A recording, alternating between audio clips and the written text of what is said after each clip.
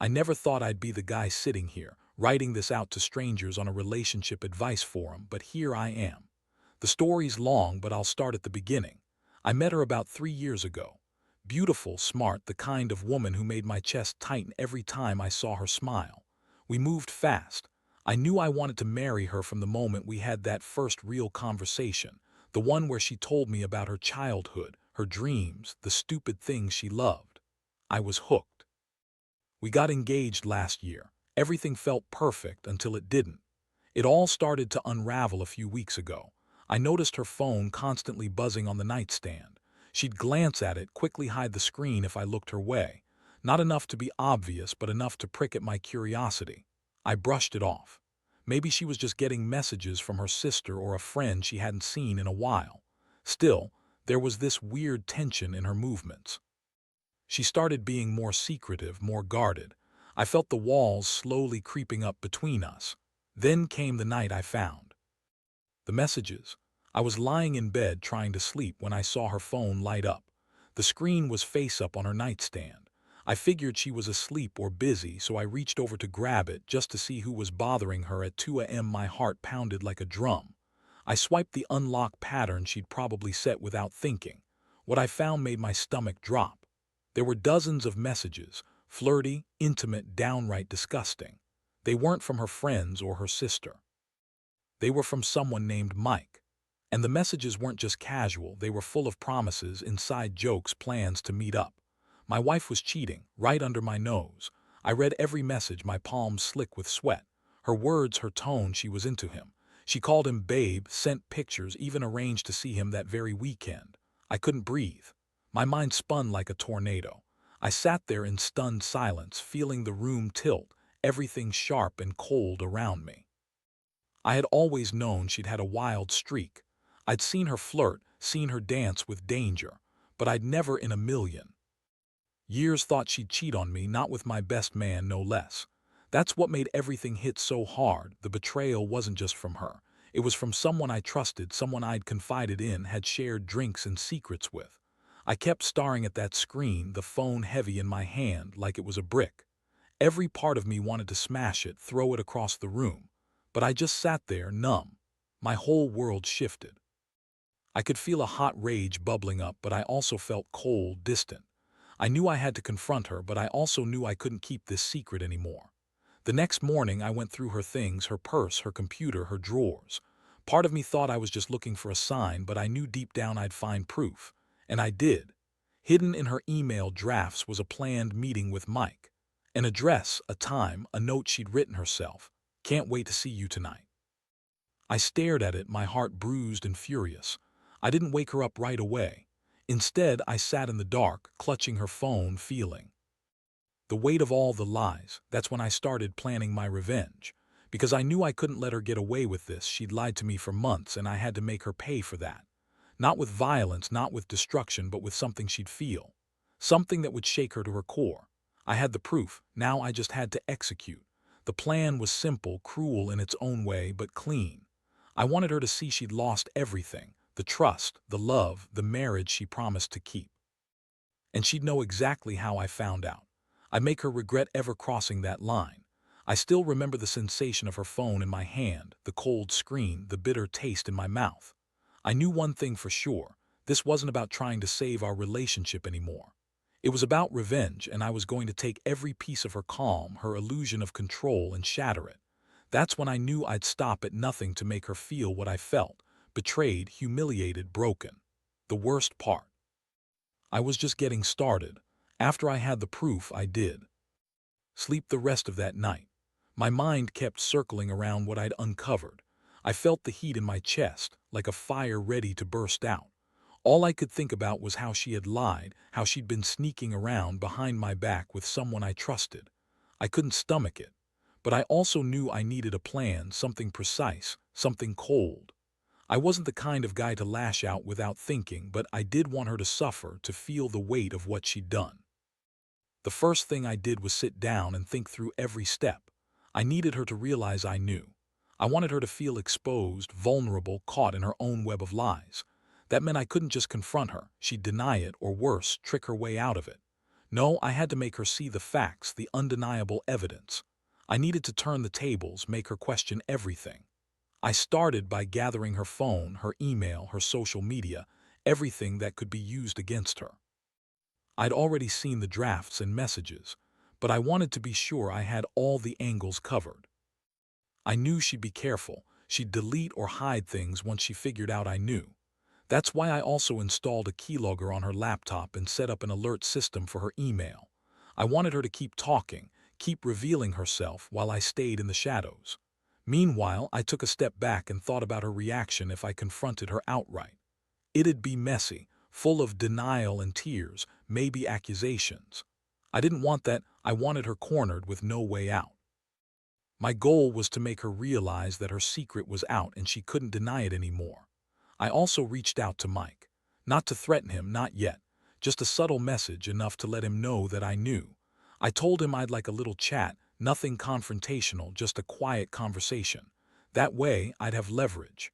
Plus, I wanted to know if he was planning to keep this up or if he'd bail.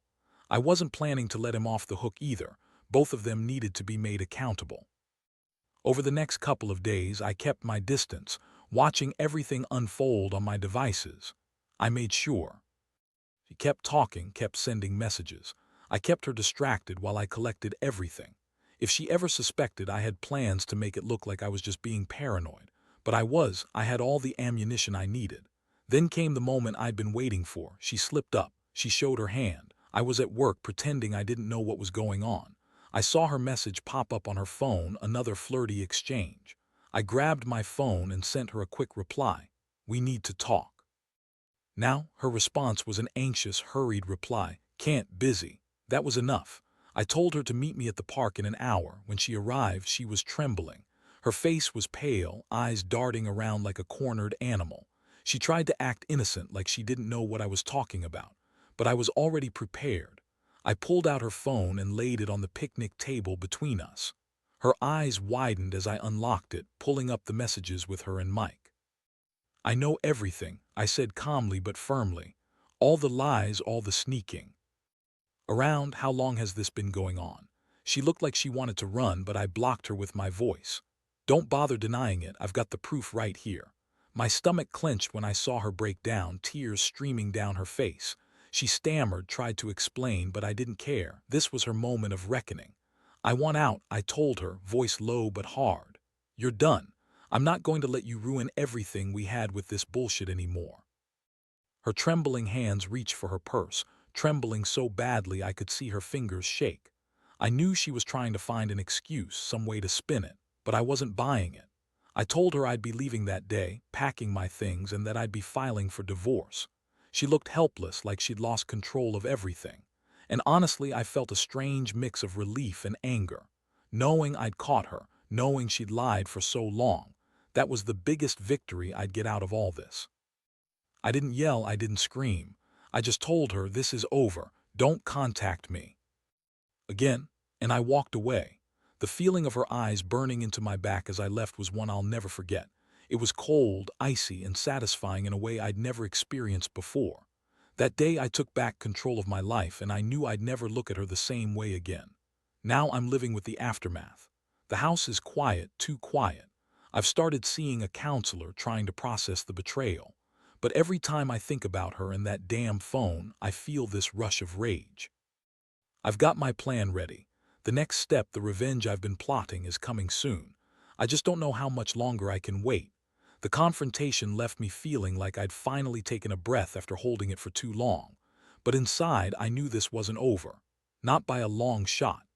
The initial shock had worn off, replaced by this gnawing need to make her pay. I'd spent nights reading about revenge, plotting, imagining how I could make her regret her choices without turning into what she was. It's funny, really.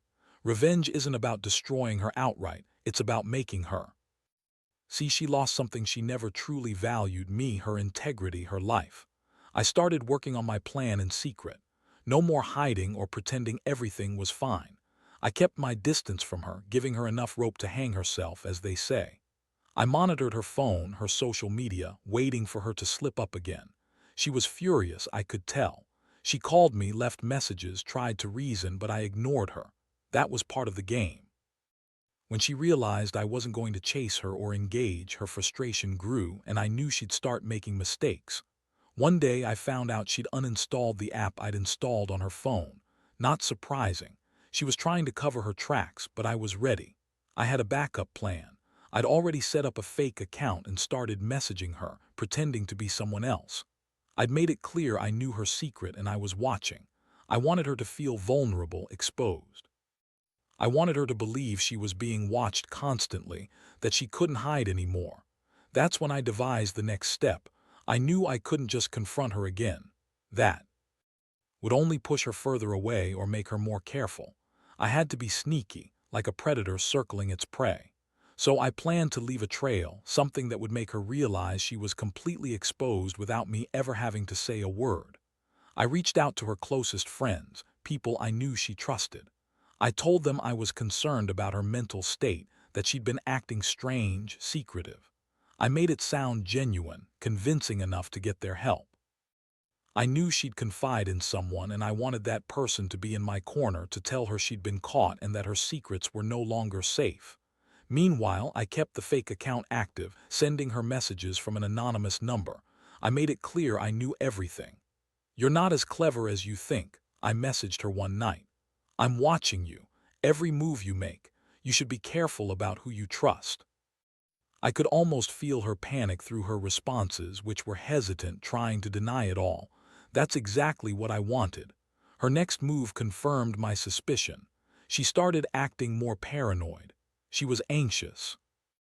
All the time, jumping at the slightest noise. She'd check her phone obsessively. One night I saw her packing in the living room, clutching her phone like a lifeline. She whispered, "Who's there? Show yourself." That's when I knew she was starting to crack. I kept quiet, letting her run in circles. The satisfaction in watching her unravel was almost intoxicating. I knew I had her cornered. Her pride, her denial, her false sense of control, they were all slipping away. I wanted her to know she couldn't escape what she'd done. That's when I decided to finally make my move. I devised a plan to confront her again, just enough to shake her up, but not so much that she could deny everything. I bought her favorite flowers, arranged for her to find them on her doorstep one evening, along with a note. The truth always finds a way. Nothing more. Just enough to make her realize I was close, watching, waiting. That night she called me, her voice trembling. "Who's doing this?" I swear I didn't do anything. I played calm, cool, almost amused. "You know exactly what's happening. I've seen the messages, the lies, it's over. You've lost me because you thought you could cheat and get away with it." The silence on her end was deafening. She tried to deny, to explain, but her voice cracked and I knew I'd broken her control. From that moment on, I could see her losing her grip. She stopped going out, started checking every corner of her phone, her life turning into a paranoid mess. I kept feeding her small clues, making sure she knew I was still there, still watching. That's when I decided to escalate further. I booked a weekend away to give her some space, but I left behind a little gift. An envelope with her name on it, containing the evidence I'd collected, a detailed timeline and a warning. "You can keep lying, but I have everything." I knew she'd find it sooner or later. Her face when she saw it, her eyes wide, her cheeks flushed red with shame, was priceless. Now she's a shell of the woman I once knew. She's more anxious, more guarded. I see her hiding her phone more than ever. And I feel a strange sense of victory. I don't want her to think I'm done. This is just the beginning. I'm not the kind of guy who walks away from betrayal without making sure she feels it deep in her bones. I've made the decision. I'm finally going to give her that last shove. I want her to realize what she's lost, to understand that her lies have consequences. I'm ready to make her regret ever crossing that line. The question is, how much more pain do I have to give her before it's enough? The days that followed were a blur of quiet planning and simmering anger. I knew I was close to the edge, but I also knew I had to be careful. I didn't want her to get wind of what I was doing and go into full cover-up mode. That's why I kept my distance, kept pretending everything was normal, at least on the surface. Inside, I was constantly rethinking my moves, making sure I had everything lined up perfectly. One evening, I was sitting in my car, parked a few houses down from our place, watching her through the window. It was almost surreal, seeing her pace around, biting her nails, clutching her phone like it was a lifeline. She kept checking her messages, her face pale. Eyes darting, I could feel my blood boiling. I wanted to storm in there, scream at her, tell her I knew everything, but I had to stay calm. Patience, I told myself. Patience makes the pain worse. That's when I saw her pick up her phone and dial a number. Her voice was shaky, barely above a whisper. "Hey, yeah, I'm fine, just, nervous, it's all falling apart." She paused, listening. "I don't know how I'm going to fix this. I'm so scared he'll find out." I clenched my fists, feeling this rush of satisfaction mixed with cold fury. She was desperate. Her walls were crumbling. I recorded the call from my phone, keeping it hidden. When she hung up, I got out of the car and knocked on her door. She nearly jumped out of her skin. When she saw me standing there, her face drained of color. "Hey," I said softly, but with enough weight behind it that she knew I was serious. "We need to talk. Now." She hesitated, but I pressed. "Come on, don't make this harder than it already is." She finally stepped outside, her hands trembling. "I know everything," I told her, holding up her phone. "And I have the recordings, the messages, everything. You can deny it all you want, but I've got proof." Her lips pressed into a thin line. "You've been lying to me for months about everything." Her breathing was ragged, and I saw her eyes flicker with panic. She tried to speak, but I cut her off. "Don't bother. I've made my decision. This ends now." I watched her swallow hard, her mind scrambling for a way out, but I wasn't going to let her spin her way out of this. "I want a divorce," I said plainly. "And I want you to leave tonight. You're not staying here any longer." Her face crumpled, tears threatening to spill. "Please," she whispered. "I can explain." "No." I shook my head. "You lied, you cheated, and you almost destroyed what we had. That's over. You're done here." I handed her the phone, still recording, just in case she tried to deny any of it later. "You can think about everything while you pack your bags. I don't want to see you again, not until you're ready to face what you've done." She looked at me, eyes filled with regret and something else, fear, maybe guilt. I didn't care, not anymore. I turned and headed back inside, leaving her standing there, trembling. I could feel the weight of her gaze burning into my back as I walked away. That night I sat alone in my living room. The house was eerily quiet. No more laughter, no more conversations, just the heavy silence of betrayal.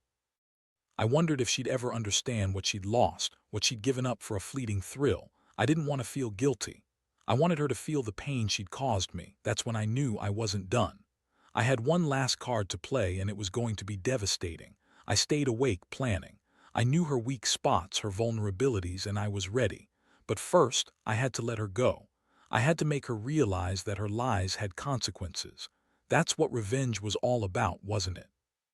Making her see she'd been caught and that she'd lost her chance with me.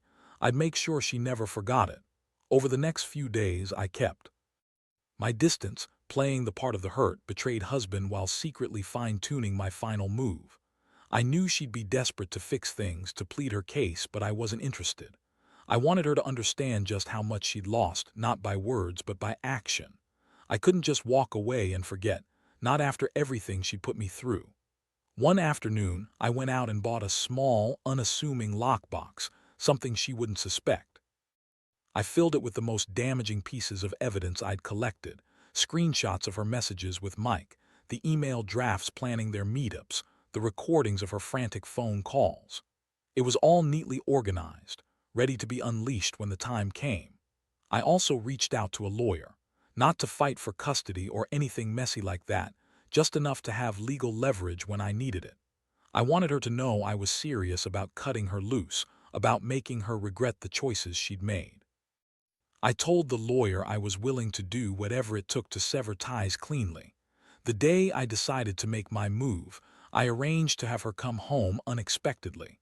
I told her I'd left some things at the house that I needed her to pick up.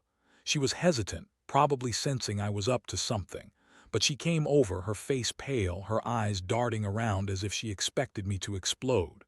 When she stepped inside, I handed her a sealed envelope. "Read this when you're alone," I said quietly. Her hands trembled as she broke the seal, unfolding the paper inside. I watched her eyes widen as she realized what I'd left her: a detailed list of everything I'd found, a timeline of her lies, and a final note: one that made it clear I was done playing nice. "Is this about the divorce?" she asked, voice trembling. I shook my head. "No, this is about you finally seeing what happens when you lie and cheat. You thought you could get away with it forever, but I've got all the proof I need to end this once and for all." I paused, letting her absorb the weight of my words. "You want to keep pretending everything's fine. That's your choice, but I'm not sticking around to be your fool anymore." That evening, I sent her a message via the fake account I'd been running. It read, "I hope you enjoy your new life. Remember, everything is recorded. You're not hiding from me anymore." I knew she'd see it, and I imagined her panic rising. The climax was unavoidable. I had everything I needed: proof, leverage, and a clear plan. I waited for her to leave that night, and then I moved swiftly. I unlocked the lockbox, retrieved the evidence, and left it in a sealed envelope on her pillow. I also made sure to leave the recording files on her computer so she'd discover them at her own pace. When she finally saw the evidence, her face went slack. Her hands shook as she stared at the screenshots, the recordings, and the notes. She called me, sobbing. "Please, I can fix this," she begged. I didn't bother arguing. "No," I said firmly.